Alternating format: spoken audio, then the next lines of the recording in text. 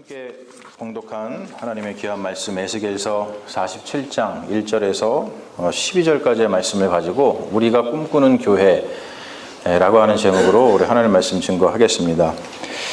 1980년대에 한국에서 유행했던 애니메이션이 있습니다. 그때는 뭐 대부분이 애니메이션이 이제 일본에서 들어왔는데 그 중에서 엄마 찾아 산말리라고 하는 애니메이션이 있어요. 여러분 아시죠?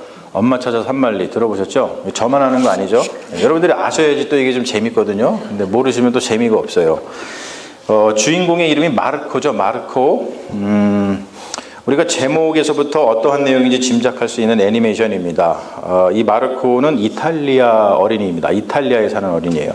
그가 엄마를 찾아서 간 곳이 바다 건너서 저 산말리 떨어져 있는 아르헨티나입니다. 아르헨티나. 자, 엄마가 돈 벌러 아르헨티나로 떠났어요. 엄마 찾아 산말리에 보면은 주기적으로 편지를 보내오던 엄마의 편지가 갑자기 끊깁니다. 그러니까 가족들이 걱정이 되잖아요. 그래서 이 마르코 아들이 엄마에게 무슨 일이 일어난 것으로 생각을 한 다음에 보고 싶은 엄마를 찾아서 아르헨티나에 도착하여서 이제 특히 그 아르헨티나 중에서 부에노스아이레스라고 하는 그 도시에 도착해서 겪는 그런 에피소드에 대한 이야기이죠. 자, 보신 분들, 엄마 찾아 산말리에서 마르코가 엄마를 찾았습니까? 못 찾았습니까? 기억이 전혀 안 나시죠? 네. 뭐 마르코가 엄마를 찾든 말든 기억이 전혀 안 나시죠? 찾았습니다. 해피엔딩이죠. 해피엔딩으로 끝납니다. 자, 그런데 요즘 사람들이 보면 이해가 안 되는 이야기의 전개가 있어요. 뭐냐면 이탈리아 사람이 아르헨티나로 돈을 벌러 간다는 플롯입니다. 자, 이게 말이 돼요, 안 돼요, 요즘 사람들이? 그렇게? 이게 어떻게 돼야 되죠? 요즘 사람들의 생각에는 반대로 돼야 되죠. 아르헨티나 사람들이 이탈리아, 즉 유럽으로다가 돈을 벌러 가야지 맞다고 생각을 합니다. 근데 여러분 왜 이렇게 이런 일이 발생했을까요? 이 애니메이션의 원작은 이탈리아의 아동문학가 유명한 분인데 에드몬드 데 아미치스라고 하는 분의 그 사랑의 학교라는 책이 있는데 그 책이 원작입니다. 근데 이 책이 언제 나왔냐면 1800년대 후반에 나온 소설입니다.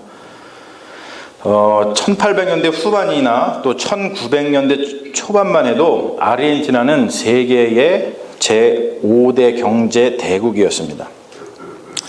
그런데 지금 우리는 아르헨티나를 경제 부국으로 기억하지 않아요. 여러분 아르헨티나 하면은 제일 먼저 떠오르는 게 뭐세요? 잘 사는 나라, 뭐 이런 나라 떠오르세요? 뭐가 떠오르시죠? 그 축구.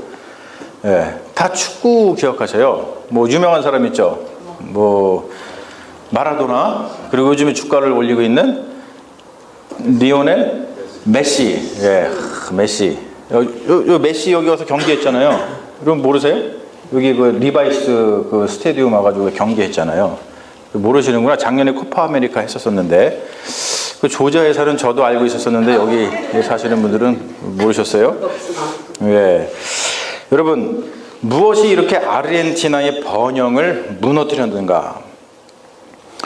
아르헨티나의 역사학자들은 아르헨티나를 무너뜨린 원인을 포퓰리즘에서 찾습니다. 포퓰리즘이 뭔지 아시죠? 막 인기에 영합해가지고 뭐 이것을 뭐 국민들이 이거 원한다 그러면 막 주겠다 막 이런 포퓰리즘입니다.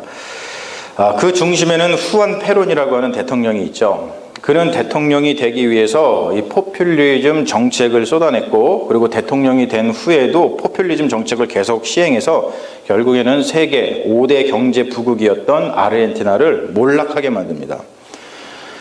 이 시대에 가장 정치에서 경계해야 될 것 중에 하나가 포퓰리즘이죠. 그런데 사실 그것이 쉽지가 않아요. 참 쉽지 않죠. 후안 페론이 내건 포퓰리즘 정책, 봉치 정책은 이거였어요. 여러분이 필요한 모든 것은 정부가 책임지겠습니다. 여러분 필요한 모든 것을 정부가 나누어주는 나라 정말 달콤한 공약이죠. 그래서 실제로다가 노동, 교육, 의료, 주거 이런 것도 모든 분야에 대해서 아르헨티나 사람들이 그 당시에 막 먹고 살 수 있도록 나라에서 돈을 막 써가지고 정부의 지출이 엄청 늘어갔습니다. 그리고 주요 기간 산업들도 전부 국유화되었어요.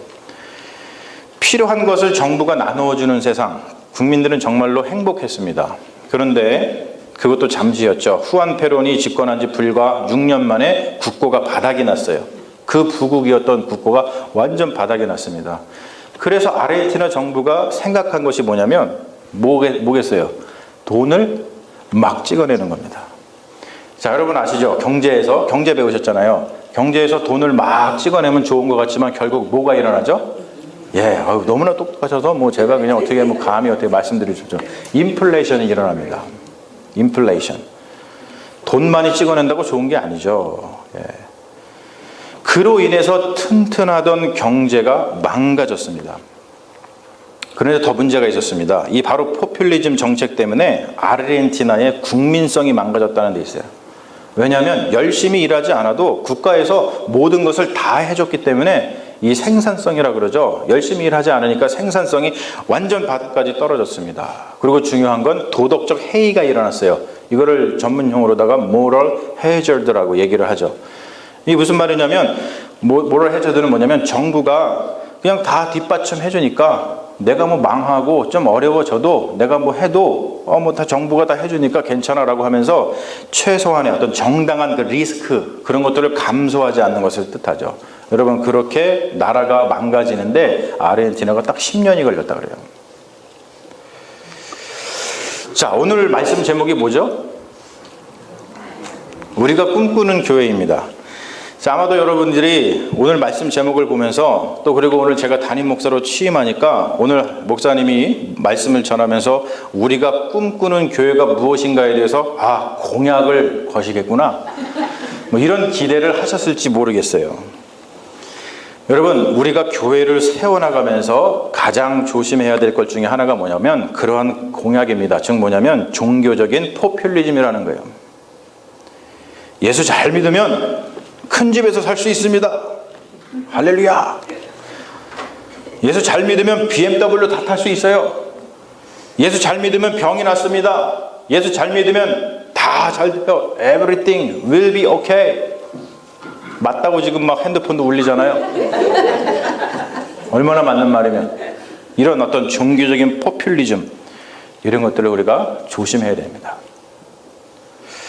제가 일기를 쓰는데요.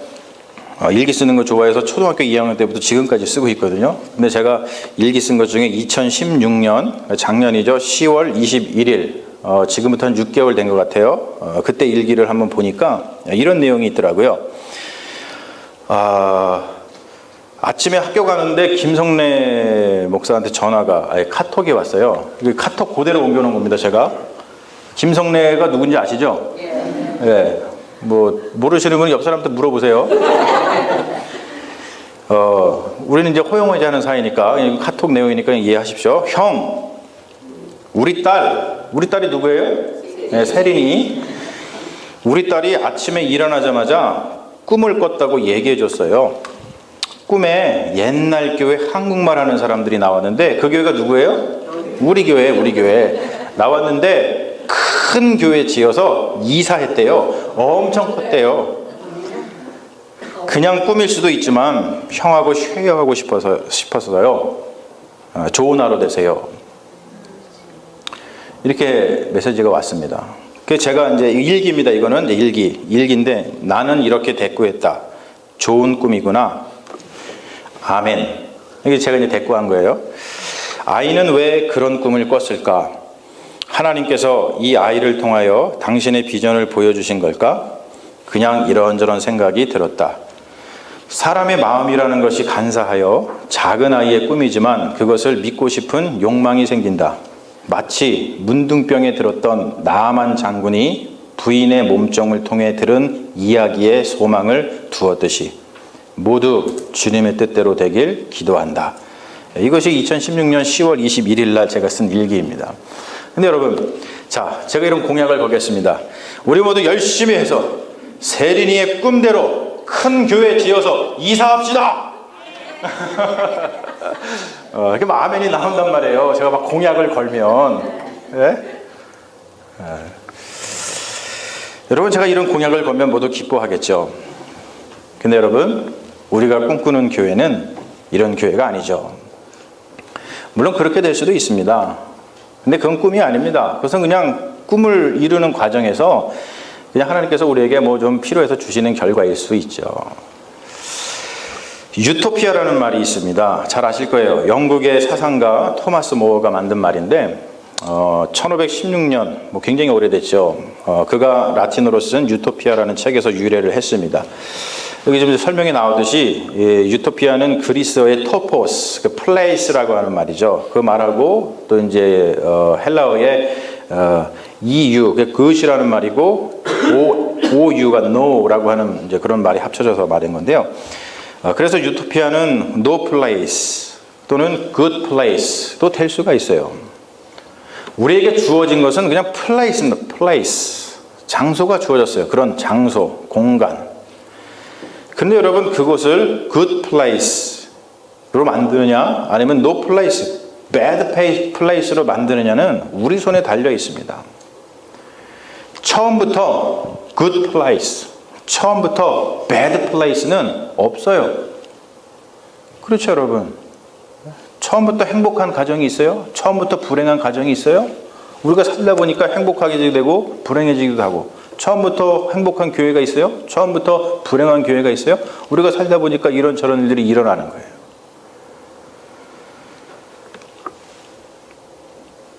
여러분, 가나안 땅이 그랬죠? 가나안 땅을 한번 생각해 보세요. 그곳은 그냥 이스라엘에게 하나님께서 선물로 주어주신 그냥 플레이스입니다. 그것을 굿으로 만드느냐 배드로 만드느냐는 이스라엘 손에 달려 있었습니다. 근데 여러분, 굿으로 만드는 게 하나님의 뜻일까요? 배드로 만드는 게 하나님의 뜻이었나요? 당연히 굿으로 만드는 것, 그 가나안 땅을 굿으로 만드는 것이 하나님의 뜻이었습니다. 그래서 그들에게 굿으로 만들 수 있는 법을, 길을 보여주셨어요. 그것이 뭐냐면 율법입니다. 이스라엘 백성이 율법을 잘 지켰을 때 가나안 땅은 굿이 됐지만 그들이 율법을 떠났을 때는 그곳이 배드가 됐습니다. 하나님께서 가나안 땅을 주시고 그들에게 율법을 주셨던 것처럼 하나님께서 지금 이 시간 우리 새와 감리교회에도 굿이 되고자 우리에게 주시는 법이 있습니다. 그 법이 뭐냐면 그리스도의 법입니다.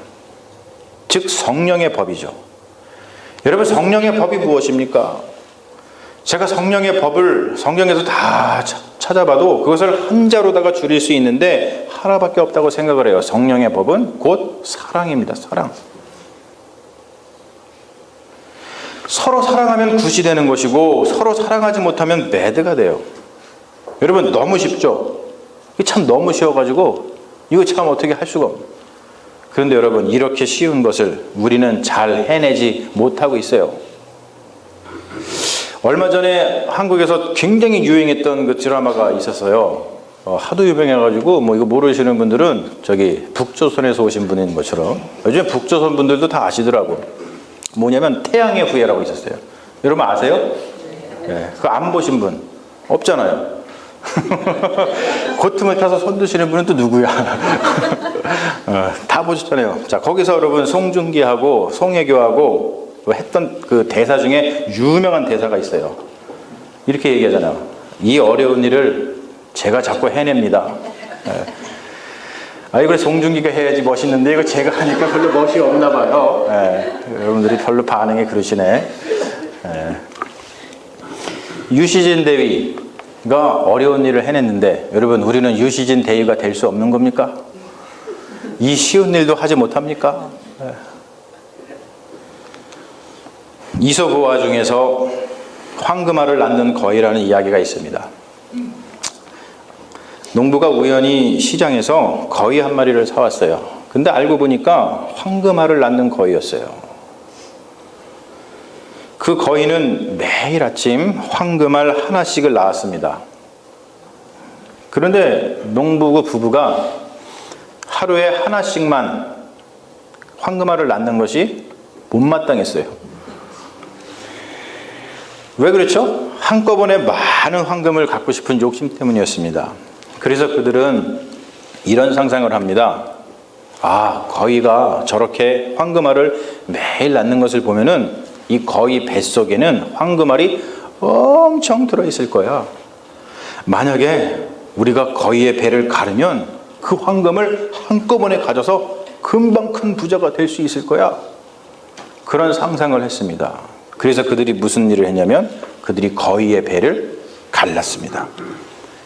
근데 여러분, 그들의 기대와는 달리 거위 뱃속에는 황금이 없었습니다. 그리고 거위의 배를 가른 탓에 거위는 죽어버렸어요. 욕심이 나온 비극이죠. 여러분, 여기 씨앗이 있습니다. 씨앗. 너무 이쁘죠? 자, 이 씨앗이 있습니다. 여러분, 무엇이 보이세요? 자, 씨앗 속에 무엇이 보이세요? 지금 씨앗인데 무엇이 보이세요? 상상력을 한번 발휘해 보이시죠? 자, 저 씨앗 속에는 뿌리도 있고, 저 씨앗 속에는 줄기도 있고, 저 씨앗 속에는 나뭇잎도 있고, 저 씨앗 속에는 꽃도 있고, 저 씨앗 속에는 열매도 있습니다. 안 보이세요? 보이시죠? 저는 막 보여요. 그런데 여러분, 그게 안 보인다고 저 씨앗을 갖다가 막 파헤쳐 보면은 아무것도 못 봅니다. 씨앗 속에 있는 이런 것을 보려면 우리가 무엇을 해야 됩니까? 사실 우리가 할 수 있는 일이 별로 없어요.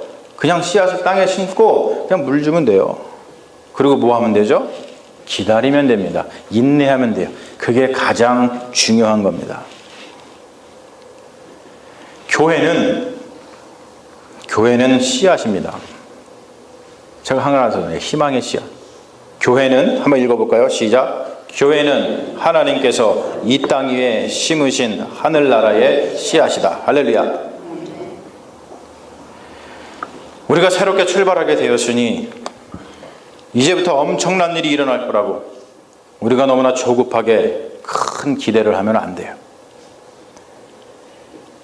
교회라고 하는 씨앗에서 뿌리가 나고 줄기가 섰고 나뭇잎이 펼쳐지고 꽃이 피고 열매가 맺히는 것은 우리의 일이 아니라 성령의 일이기 때문에 그렇습니다. 제가 조지아를 떠나오면서 마지막으로 본 구약의 성경이 에스겔이었고요.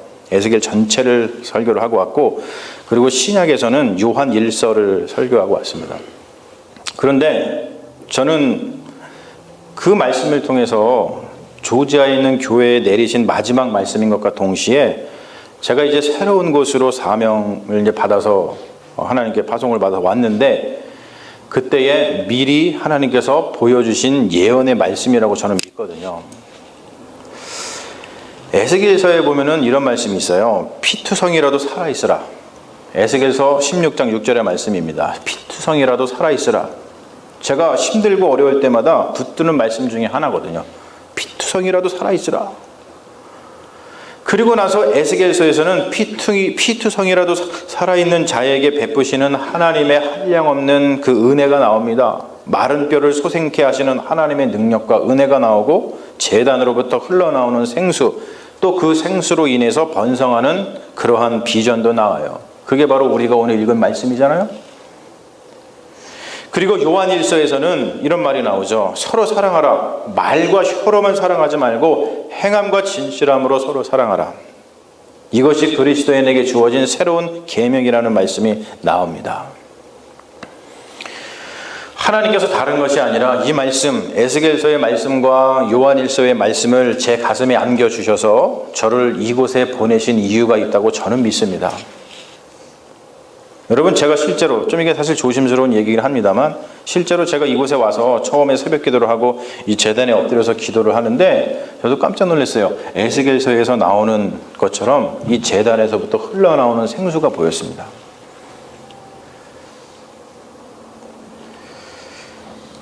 사랑하는 여러분, 차근차근 하나씩 주님께서 주신 은혜로 우리가 할 수 있는 일부터 해나갔으면 좋겠어요.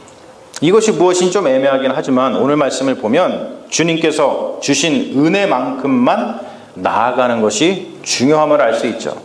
오늘 말씀을 보십시오. 하나님께서 에스겔에게 성전을 측량하게 하신 후에, 그리고 그 성전에서 흘러나오는 생수를 보여주십니다.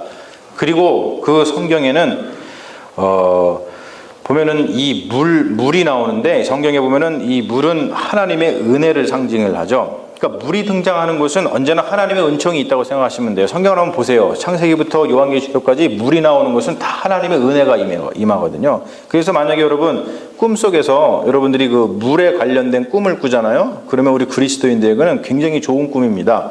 하나님의 은총이 여러분과 함께 하신다는 그런 뜻이에요. 그런데 성전에서 흘러나오는 물이 한꺼번에 강같이 모이지를 않죠. 자, 처음에는 어디에 모여요? 얼만큼? 발목까지. 그 다음은 어디까지? 무릎까지. 그 다음 어디까지? 허리까지. 그런 후에 건너지 못할 강, 헤엄칠 만한 그러한 물이 됩니다. 그리고 나서 하나님께서는 에스겔을 바로 그 은혜의 강가로 인도를 하십니다. 그리고 에스겔은 그 은혜의 강가에서 엄청난 하나님의 은혜를 발견하죠. 좌우편에 나무가 쉼이 많고 그 강물로 인해서 바다가 되살아나고 그 강물이 흐르는 곳마다 번성하는 모든 생물이 살고 고기가 쉼이 많아지고 바닷가에는 소금이 넘쳐나고 강 좌우가에는 각종 먹을 과실나무가 자라서 그 잎이 시들지 않게 되고 열매가 끊이지 않게 되며 달마다 새 열매를 맺게 되는 것을 봅니다. 그리고 오늘 말씀은 이렇게 끝나죠. 그 열매는 먹을만하고 그 잎사귀는 약 재료가 되리라. 할렐루야. 먹을만하다는 것은 그냥 먹을만하네 그런 뜻이 아닙니다. 이 부분을 영어로 보면 저렇게 되어 있어요. Their fruits will serve for good food and their leaves for healing. 뭡니까? 그 열매가 음식과 약재로 쓰인다는 말이에요. 그 말은 뭐냐면 생명을 보존하는 데 쓰이는 그러한 열매라는 것이죠. 생명의 열매라는 뜻이에요. 올해는 종교개혁 500주년이 되는 해입니다. 1517년에 마틴 루터를 통해서 종교개혁이 처음 일어났죠. 그래서 올해가 2017년이기 때문에 종교개혁 500주년이 되는 해예요. 5월에 우리가 교회에서 여러 가지 행사를 하는 이유는 이제 교회가 새롭게 출발하게 된 것을 기념하기 위해서 그런 것도 있지만 사실 종교개혁 500주년을 기념하기 위한 것도 있습니다. 그러면서 우리가 자연스럽게 종교개혁 정신이 무엇인가를 생각하게 됩니다. 자, 리포메이션 여러분 다 아실 거예요. 종교개혁, 개혁이라는 말의 언어적인 의미는 restoration of original relationships and connection이라는 뜻을 가지고 있어요. 뭐 한국말로 옮기면 본래의 관계, 그런 관계와 또 그런 본래의 어떤 연결, 커넥션으로다가 회복하는 것, 복원하는 뜻을 가지고 있어요. 우리가 꿈꾸는 교회라는 것은 우리의 욕망을 투사시키는 그런 교회를 뜻하는 것이 아닙니다. 한동안 한국에서는 이 배우자에 대한 구체적인 기도가 유행한 적이 있었어요. 여러분 그렇게 해서 결혼하신 분 혹시 있습니까? 한국에서 남편을 놓고 기도할 때 구체적으로 기도해야 돼. 그냥 하나님 남편 주세요 이러면 안 되고 이렇게 기도해야 돼. 남자한테는 또 아내를 구할 때 이렇게 구체적으로 해야 돼. 막 이런 유행을 한 적이 있었습니다. 그때 여자가 남편을 놓고서 기도할 때 이렇게 구체적으로 기도하라고 그랬어요. 주님, 키는 180 이상 되게 해주시고요. 학교는 어디 나오게 해주시고요. 직장은 뭐 삼성 다니게 해주시고요. 인물은 강동원, 송승헌, 장동건 중에 하나를 닮게 해주시고요. 담배 안 피고 술 안 먹고 교회 열심히 다니고 가정적이고 무엇보다도 장남이 아닌 사람을 보내주세요. 거의 해당해. 보니까 거의 해당해. 이렇게 아주 구체적으로 기도해야 된다고 가르쳐 줬습니다. 여자들은 실제로 이렇게 막 기도를 했어요. 근데 남자들은 이렇게 기도하라고 하니까 굉장히 겸손하게 기도합니다. 주님, 저는 욕심이 없습니다. 다 필요 없고요. 예쁘기만 해주세요. 남자들은 엄청 겸손해가지고 주님께서 응답을 해주시죠. 여자들한테는 뭐라고 응답을 해주냐면, 그런 남자는 너 같은 여자를 안 좋아한다. 남자한테는 거울 좀 봐라. 우리 사람도 저한테 맨날 거울 좀 보래요. 우리가 꿈꾸는 교회는 바로 저 Restoration of Original Relationships and Connections 하는 교회입니다. 종교개혁의 구호가 이거 아니었습니까? 여러분, 종교개혁의 구호가 뭐였어요? 여러분 아시죠? 성경으로 돌아가자. 성경으로 돌아가자. 우리가 꿈꾸는 교회는 우리의 욕망을 수사하는 그런 교회가 아니라 성경으로 돌아가는 교회인 줄로 믿습니다. 성경으로 돌아간다는 것은 교회가 그리스도의 몸이니까 그리스도와의 원래의 관계, 그리스도와 원래 연결되어 있는 그 연결, 커넥션, 그것을 회복한다는 그런 뜻을 가지고 있어요. 생명이 있는 동안은 순간순간이 다 황금기이지만 우리가 흔히 인생을 펼쳐놓고 보았을 때에 인생의 황금기를 40세에서 65세라고 이야기를 합니다. 그걸 보면 저는 제 인생의 황금기를 보내고 있어요. 그렇죠? 황금기를 보내고 있습니다. 사랑하는 여러분, 제 인생의 황금기에 여러분을 만난 것을 하나님의 은혜라고 고백합니다. 여러분들은 별로 은혜가 아니신가요? 네. 저는 정말로 그렇게 고백을 하고 싶습니다.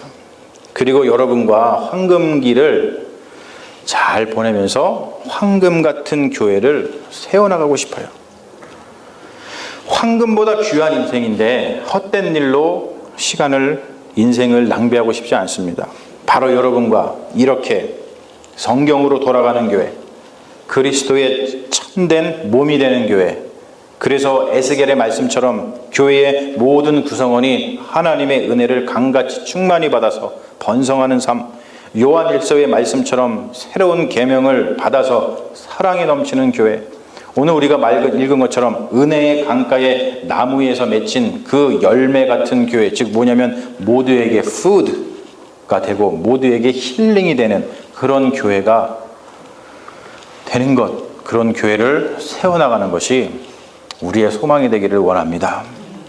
사랑하는 여러분, 제가 여러분에게 한 가지만 약속을 하겠습니다.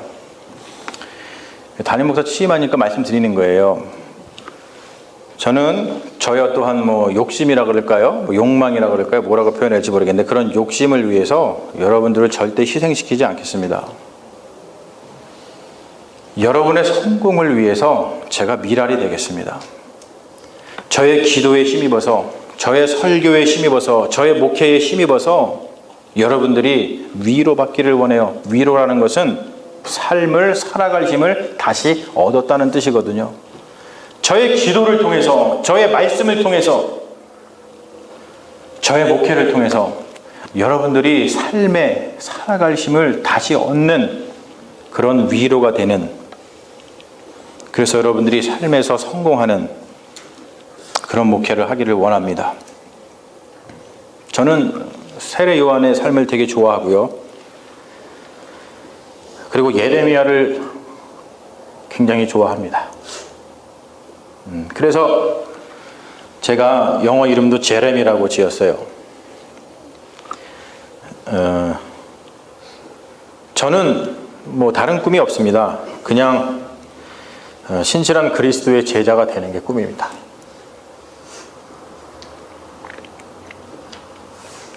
그게 제 삶의 목표입니다. 저는 이 말씀을 믿거든요. 우리 이 말씀 같이 읽어볼까요? 너희 중에 누구든지 크고자 하는 자는 너희를 섬기는 자가 되고 너희 중에 누구든지 으뜸이 되고자 하는 자는 모든 사람이 종이 되어야 하리라. 인자가 온 것은 섬김을 받으려 함이 아니라 도리어 섬기려 하고 자기 목숨을 많은 사람의 대속물로 주려 함이라. 사랑하는 여러분, 저는 예수님처럼 이곳에 섬기러 왔습니다. 그리고 저는 요한복음에서 세례 요한이 하는 말, 이 말씀을 늘 마음속에 품고 살거든요. 뭐냐면 같이 한번 읽어볼까요? 시작. 그는 흥하여야 하겠고 나는 쇠하여야 하리라. 내가 흥하는 것이 성공이 아니라 참 구원자이신 그리스도를 드러내고, 그리고 여러분들의 흥을 위해서 내가 쇠하는 것이 성공이라고 믿고 살아갑니다.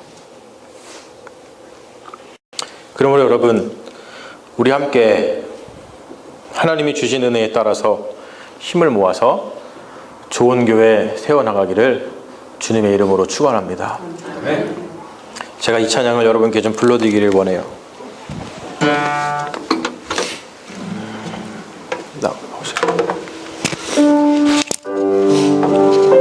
제가 이 찬양 부르고 다시 한번 부를 때 헌금하는 시간 같습니다. 일단 여러분, 오늘 말씀을 기억하면서 이 찬양을 들어보십시오.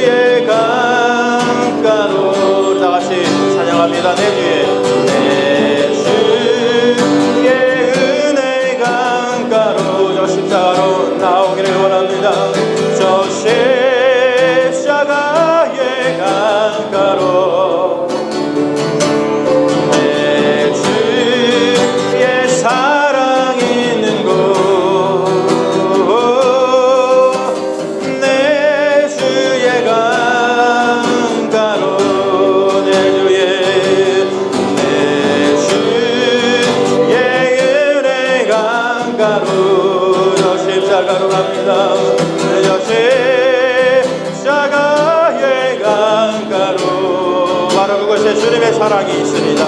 주의 사랑이 있는 곳, 내 주의 강가로 가라. 가라 나의 영혼을 생수로 가득 채우소서.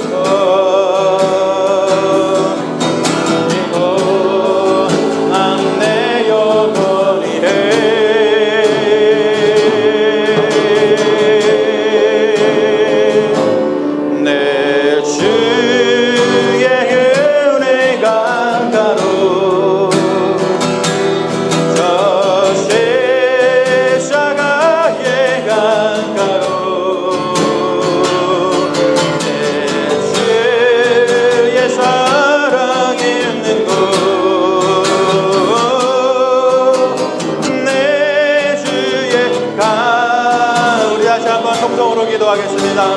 우리 주님께서 우리를 은혜의 강가로 십자가의 강가로 주님의 사랑에 있는 곳으로 이끄시는 줄로 믿습니다. 우리 하나님께서 바로 이곳을 우리 새와 교회를 바로 그렇게 세워주신 줄로 믿습니다. 주님께서 이 부족한 종을 보내신 것은 바로 그 사명을 감당하라고 보내신 줄로 믿습니다. 아버지 하나님 새롭게 시작하오니 복 내려주시옵시고 하나님 부족한 종이 오니 성령의 능력으로 함께하여 주시옵소서. 그래서 우리가 주님께서 원하시는 교회를 세워나가게 하여 주시옵소서. 십자가로 돌아가는 교회가 되게 하시고 말씀으로 돌아가는 교회가 되게 하여 주시옵소서. 아버지 우리의 욕망에 투사되고 우리의 욕심에 투사되는 그런 교회가 아니라 바로 예수 그리스도께서 세우신 교회, 예수 그리스도께서 살아계신 교회, 아버지 십자가로 돌아가는 교회, 은혜의 강으로 가는 교회, 아버지 성서로 돌아가는 그런 교회가 될 수 있도록 주님 붙들어 주시옵소서. 아버지 그런 교회를 세우기 위해서 우리를 불러 모아주시고 그런 교회가 되기 위해서 새로운 이름을 주시며 그런 교회가 되기 위해서 부족한 종을 이곳에 불러주신 줄로 믿사오니 주님 역사하여 주셔서 아버지 하나님 주여 우리가 다른 곳으로 가리 아니하고 주의 은혜의 강가로 십자가의 강가로 하나님의 사랑이 있는 바로 이곳으로 모여서 하나님의 은혜를 충만히 받는 믿음의 종들이 다 되게 하여 주시옵소서. 주님 이 시간